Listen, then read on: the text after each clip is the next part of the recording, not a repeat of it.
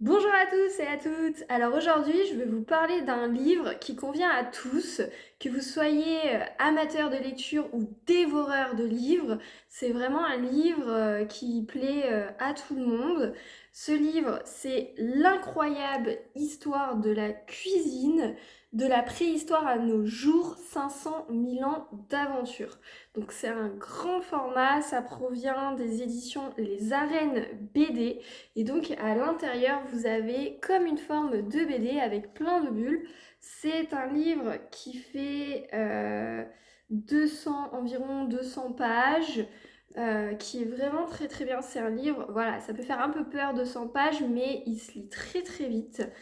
Au niveau des images, elles sont magnifiques. Regardez, vous avez des images où c'est une page entière. Vous avez seulement quelques bulles. Regardez-moi toutes ces belles images qui sont à l'intérieur. Donc c'est pour ça que c'est un livre très facile à lire, que voilà, vous aimez, vous commencez seulement à reprendre la lecture. Ça, c'est vraiment un très bon livre pour commencer, qui convient vraiment à tous et à toutes parce que l'histoire, en fait, c'est justement de montrer l'évolution de la cuisine depuis donc la préhistoire jusqu'à aujourd'hui. Donc pour résumer un petit peu, par exemple, à la préhistoire, c'était plutôt des chasseurs-cueilleurs. Et quand ils ont commencé à découvrir le feu, ils ont commencé à faire ce qu'aujourd'hui on appellerait un ragoût en fait. On a aussi un petit peu l'ancêtre avant le frigo, le congélateur, comment ils faisaient pour préserver les aliments. Tout ça, on le suit bien dans l'histoire, avec aussi la cuisine un peu du monde oriental, du Moyen-Orient, avec les épices, tout ça qui a apporté beaucoup de goût. Il y a aussi une influence dans la cuisine par rapport à la religion, mais aussi à la classe sociale. Donc selon si vous êtes noble ou non, vous n'allez pas manger la même chose également. Et puis de plus en plus, vous allez voir cette évolution jusqu'à la fast-food qu'on connaît aujourd'hui. Mais on a également le tout dernière évolution de la cuisine où on commence à regarder pour manger aussi un peu plus sain, donc un peu plus light, contrairement à la fast-food où c'est très très gras.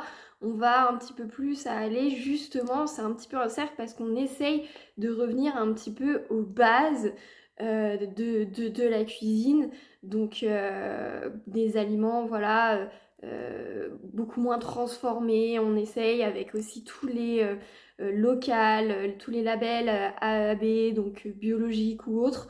De plus en plus, on voit cette cuisine émerger aujourd'hui et c'est cette évolution qu'on voit tout au long de l'histoire. Donc, il y a plusieurs chapitres, c'est vraiment mis selon chaque époque. Par exemple, vous avez le chapitre 2 qui est la table des premières grandes civilisations. Et il y a vraiment beaucoup de choses. Regardez-moi les images comme elles sont magnifiques. Donc là, c'est au niveau du Moyen-Orient. Et de temps en temps, ils vous disent, voilà, à des banquets, qu'est-ce qu'ils mangeaient à l'époque gallo-romaine, et tout en partant dans une histoire avec des petites bulles qui font, voilà, sourire. Il y a des petits coins d'humour, il y a de la culture dedans, donc il y a vraiment tout. C'est pour ça que ça peut plaire vraiment à tout le monde, parce que quand vous ressortez de ce livre, vous avez vraiment plus de culture sur cette évolution de la cuisine et de comprendre aujourd'hui les enjeux qu'il y a dedans lorsqu'on fait la cuisine, mais également il y a de grands noms qui sortent voilà, de pâtisserie, de cuisine, de tout autre. Pourquoi également on voit à l'intérieur, pourquoi il y a une boucherie, mais aussi une charcuterie, pourquoi on en est arrivé à faire deux stands différents. Mais au départ, c'était deux boutiques différentes. Ça parle aussi ça dans le livre. C'est très très court, ça peut faire deux, trois petites bulles hein, pour expliquer. C'est vraiment, voilà, mais c'est succinct, pardon.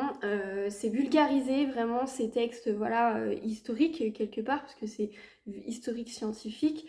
Mais c'est vraiment vulgarisé pour permettre vraiment à tout le monde de pouvoir suivre une histoire tout en étant avec des anecdotes, que ça soit drôle et imagé avec des dessins. Donc ça, j'ai vraiment aimé et ça aide beaucoup à la lecture parce que pour les personnes voilà, qui lisent très rarement des livres, bah, il n'y a pas énormément de texte finalement, mais c'est tellement bien présenté, il y a des images, il y a vraiment une belle continuité dedans que bah, on a envie de le lire. Regardez-moi ces petits châteaux et tout.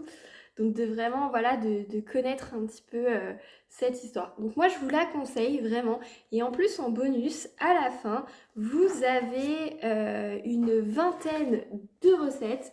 Donc selon les époques, selon les pays, voilà, ils vous proposent quelques recettes à la fin si vous avez envie un petit peu, voilà, d'aller un petit peu plus loin. Donc je vous en donne une autre, par exemple, il y a le confit préhistorique, du coup qui vient de la France, et vous avez les niveaux, donc que ça soit débutant, intermédiaire ou bien expert. C'est vraiment un très très beau livre, comme je vous disais, qui se lit vraiment hyper rapidement avec une très belle culture. Donc voilà, je vous incite pas forcément à l'acheter, vous pouvez tout à fait l'emprunter en bibliothèque.